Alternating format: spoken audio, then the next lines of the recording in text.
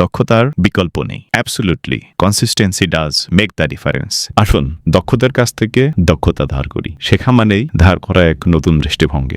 Welcome to Next Gen Poultry Insights, a Shariatullah Agro initiative.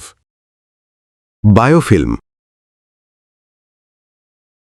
মুরগির পানির লাইনে মাত্র 6 সপ্তাহের মধ্যেই বায়োফিল্ম গঠিত হতে পারে, যা পানির মানকে মারাত্মকভাবে প্রভাবিত করে এবং মুরগির স্বাস্থ্যের জন্য ঝুঁকি তৈরি করে। এর ফলে মুরগির রোগ প্রতিরোধ ক্ষমতা কমে যায়, ওষুধের কার্যকারিতা হ্রাস পায় এবং উৎপাদন ক্ষতিগ্রস্ত হয়।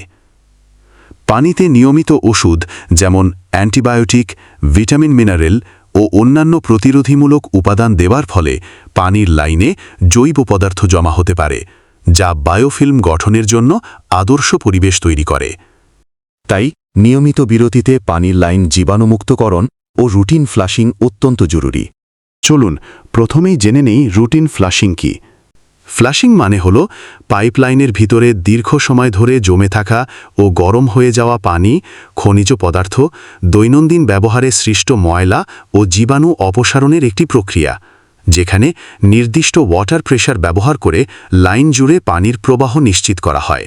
এবার জেনে নেই বায়োফিল্ম কি। বায়োফিল্ম হল জীবাণু তৈরির একটি সুরক্ষিত আবাসস্থল, যা তারা নিজেরাই তৈরি করে নেয়। এটি সাধারণ ফ্লাশিংয়ে সরানো যায় না।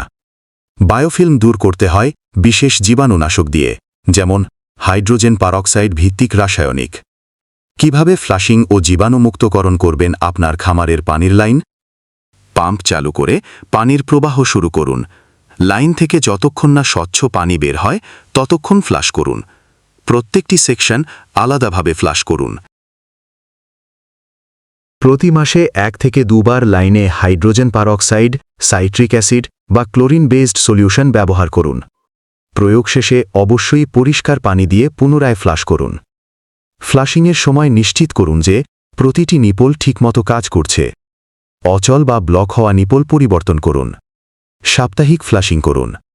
নতুন ব্যাচ ঢোকার আগে ও ঔষধ বা পুষ্টি উপাদান দেওয়ার পরপরই লাইন ফ্লাশ করুন।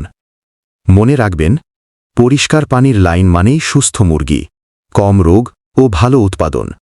নিয়মিত ফ্লাশিং ও জীবাণুমুক্তকরণ আপনার খামার ব্যবস্থাপনাকে আরও কার্যকর ও লাভজনক করে তুলবে।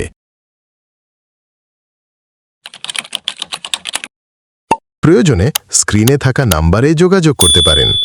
আর হ্যাঁ, ভিডিওটি ভালো লাগলে লাইক দিন, প্রশ্ন থাকলে কমেন্ট করুন। খামার নিয়ে আরও ভিডিও পেতে চ্যানেলটি সাবস্ক্রাইব করতে কিন্তু ভুলবেন না। আপনাদের সাপোর্ট আমাদের অনুপ্রেরণা।